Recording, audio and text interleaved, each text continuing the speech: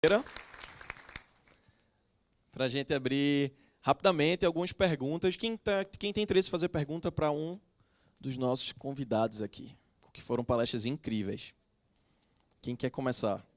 Não precisa ser todo mundo de uma vez assim, não. Pode ser de um em um. Um por vez. Quem quer? Eu. Quem é Aqui. eu? Aqui, já está com o microfone aí? Já. Pode falar. Eu queria te dizer que você fudeu literalmente com as minhas ideias da melhor forma possível, tá? Te parabenizar. Boca suja, hein? E muito do que tu falou nos faz refletir, tanto quanto colaborador de uma empresa, como futuro empreendedor. Essa questão do cara que você tinha confiança nele, que ele frequentava a tua casa, isso acontece com a gente todos os dias, de diversas formas, não só no mundo corporativo em si. Essas lições que você falou, do que estava no contrato, que tu não cumpriu da forma 100%, mas que tu extrapolou em 200%, acontece muito com a gente, não é percebido, né? Só é percebido o que a gente não fez. Mas o que a gente faz, extrapola, dificilmente é reconhecido. Muito bacana a tua fala. E quando eu falei que você fudeu com as nossas ideias, é porque assim, você nos faz pensar muito mais além do que estava previsto nesse contexto de relação colaborador e empresa e de empresa colaborador. Que a gente nunca se põe no lugar de quem nos dá a empregabilidade, né? A gente só pensa nos ganhos enquanto funcionário. O que é que eu vou lucrar com isso? Tipo, quantas pessoas estão deixando de lucrar por não estarem aqui e foram oportunizadas para ela? Muito bacana o que tu nos faz, né, refletir em todo esse contexto de empreender. E empreender para você também, que foi a primeira palestrante, em si próprio. Muito obrigada pelo aprendizado e pelo ganho que vocês nos oportunizaram. Show de bola. Mais alguém? É como disse Carlos Drummond de Andrade, né? O sistema é foda. Muito bom. Mais alguém? Marina, você quer fazer algumas considerações sobre? Falar em Carlos Drummond de Andrade, só fazer por questão de justiça. O título dessa apresentação, Sem Tesão Não Há Solução, é um livro do Roberto Freire, né? E aquela outra coach que eu usei, na prática a teoria é outra, é um outro livro do Joelmir Betting, Méritos Dados. Falando um pouco sobre esse assunto, só para complementar, realmente o sistema quer foder a gente, mas eu sou sempre a pessoa que vê as coisas de uma forma muito otimista. Então, ele pode até querer foder a gente, mas depende da gente querer fazer as coisas de uma forma diferente ou não também. Então, tentar pensar fora da caixinha, tentar mudar a percepção, depende muito da gente também, sabe? O sistema realmente está aí, tem muita dificuldade, mas também tem muito prazer, tem muita coisa que pode ser feita. Mas se cada um não fizer a sua parte, nada vai mudar também. Alguém aqui joga capoeira? Não? Joga capoeira. Capoeira, para mim, é a melhor metáfora para toda essa realidade empreendedora que a gente tem. Capoeira, o tempo todo tem alguém querendo te sacanear. E o tempo todo você... Tanto capoeira não é uma luta, é um jogo, por isso que se chama de jogo. E o tempo todo você está trabalhando para transformar aquele limão numa limonada. Aproveitar aquele golpe do seu parceiro numa oportunidade para você fazer um movimento plástico, acrobático, super bonito. Né? Endossando as palavras da Marina, eu acho que é exatamente isso que nos motiva. É você pegar cada uma dessas experiências e aproveitar elas para pensar fora da caixa e falar assim, como agora eu consigo hackear o sistema para fazer acontecer os meus sonhos, o meu propósito. E puxando o assunto só para fechar, a gente está numa época de eleição, né? Tá todo mundo conversando sobre esse assunto, o que vai acontecer com o Brasil, meu Deus do céu, vai entrar em crise, essas pessoas horríveis estão aí para gerenciar esse país. E eu tenho a minha visão muito clara disso. Eu rezo todos os dias para que o ano que vem a gente entre numa crise profunda. Eu quero que isso aconteça.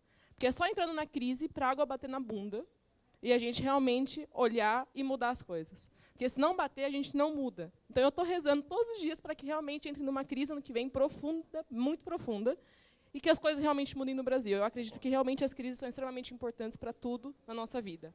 Como eu comentei antes, o erro é fundamental para o aprendizado. Muito bem, principalmente para as mudanças, né? Mais alguém? Eu. Quem é eu? Levanta aqui. a mão, eu. Eu aqui. sou eu. Quero Vai fazer lá. uma pergunta.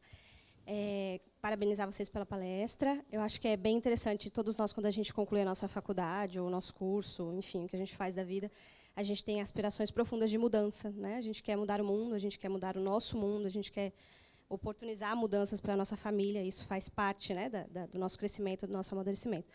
No entanto, a gente também se depara, e aí a gente participa de movimentos estudantis, de CA, de grêmios, de várias outras coisas. Mas a gente vai crescendo, né, e a vida real aponta para a gente, né, está na nossa porta.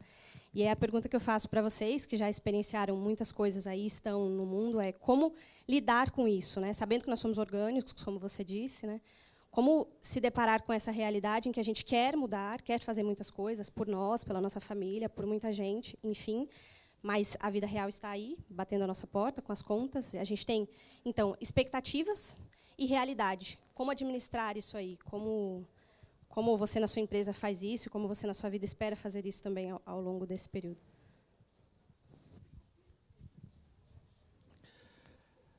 Vou te falar da minha muito realidade. Eu trabalho com o governo. Se vocês algum dia já ouviram falar alguma coisa do governo, com certeza não foi uma coisa positiva. Trabalhar com o governo é uma bosta.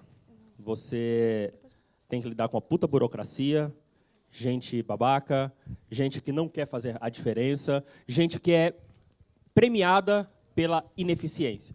Gente que, quanto mais ganha, mais ele está sentado em cima do rabo, porque não tem razão nenhuma para se expor a um risco, a qualquer risco. Risco político, risco administrativo e tal. Quando a gente completou 10 anos de idade, passada a lua de mel do empreendedorismo, a gente botou a mão na cabeça e refletiu sobre tudo que a gente tinha feito nesses últimos 10 anos. E se era aquilo que a gente queria continuar fazendo nos 10 anos adiante. E a gente chegou à conclusão que não. Olhando 10 anos para trás, não tinha nada do qual a gente se orgulhasse profundamente. Apesar de a gente ter feito projetos super interessantes para a Força Aérea Brasileira, para o Ministério da Educação, para o INEP, com certeza vocês alguns de vocês fizeram o Enem, a gente estava no coração do Enem. Mas não era nada sensacional que eu falo para a minha família e falo assim, tá vendo esse benefício social que o cidadão está se beneficiando hoje? Foi a gente que ajudou a fazer isso. Não tem nada nesse sentido.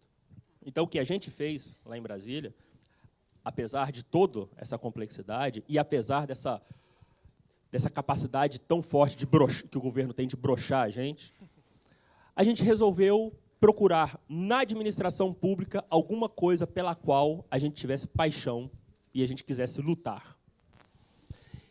E o resultado foi o seguinte: o que hoje mais nos incomoda na administração pública? O que hoje mais enche o saco quando a gente olha para o governo?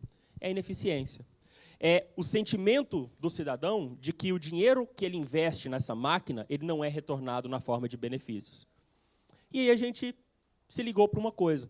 E se a tecnologia que a gente vem fornecendo para o governo durante tanto tempo, ela fosse utilizada para ajudar para empoderar o cidadão a melhor fiscalizar o governo, a empoderar o cidadão para ter voz ativa dentro da administração pública, a empoderar a sociedade para que o ciclo de feedback e entregas de valor entre Estado e sociedade não se dê somente a cada 4 anos, mas por que não a cada ano, a cada 4 meses, a cada mês?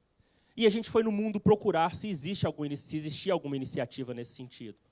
E, para nossa surpresa, encontramos um consórcio mundial de países chamado Open Government Partnership, Parceria para o Governo Aberto, que vem de uma visão global exatamente de como os governos têm que ser mais abertos e aprender a dialogar mais com a sociedade.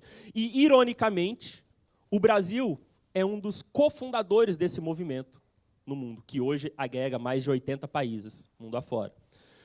E, estranhamente, depois que descobriu isso, descobrimos dentro da esplanada dos ministérios que existiam gestores públicos que tinham o mesmo interesse que a gente, de se aproximar da sociedade, de tomar decisões estratégicas dentro do ministério, ouvindo o que a sociedade tem a dizer, para não implementar políticas públicas que ninguém deseja. E aí o que mudou na nossa vida, e aí de novo eu volto no fazer de um limão a limonada, é que ao invés de a gente atender aquelas áreas de TI que estão comprando commodity e que não está pouco se fudendo para que eles estão comprando aquilo, eles querem só tirar a batata quente do colo deles, a gente virou o nosso foco para um outro público que quer fazer a diferença dentro da máquina pública. E o nosso gás hoje é completamente diferente. E isso conversar com essas pessoas, estar dentro dessa rede, que eu chamo a rede dos agentes públicos da transformação, é o que dá energia para a gente levantar todo dia de manhã. E aí eu vou falar tecnicamente, com o coeficiente de paldurecência lá em cima.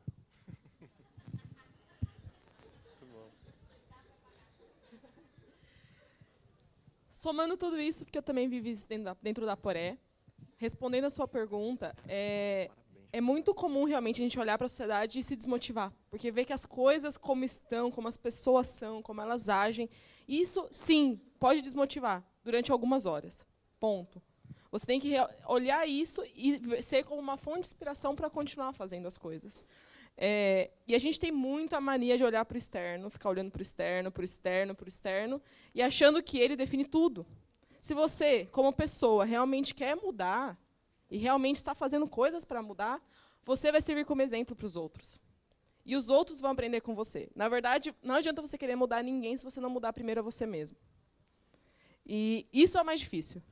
É muito mais difícil mudar a si mesmo e se conhecer de forma profunda, saber o que te interessa, o seu propósito, os seus sonhos, e transparecer isso para o mundo. Esse processo é muito mais difícil que qualquer outra coisa. Quando você consegue fazer isso, consegue encontrar o seu propósito, consegue jogar isso para as pessoas, que foi o que aconteceu comigo, com a Aporé, é incrível como as coisas começam a se conectar e as coisas começam a acontecer. E a gente tem essa maneira de achar que a sociedade está muito travada, enfim. Tem muita gente fazendo coisas muito legais. A gente fica preso a poucas mídias, a poucas informações, e achamos que tudo é assim.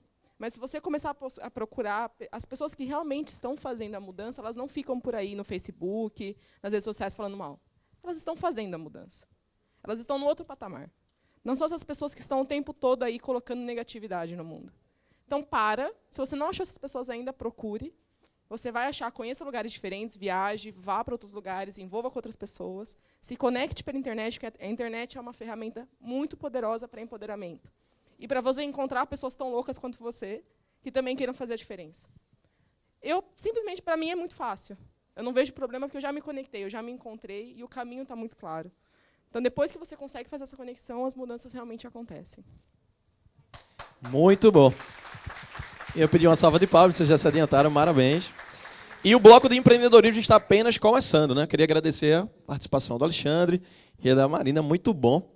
Eu quero chamar agora aqui ao palco o Henrique Bussacos.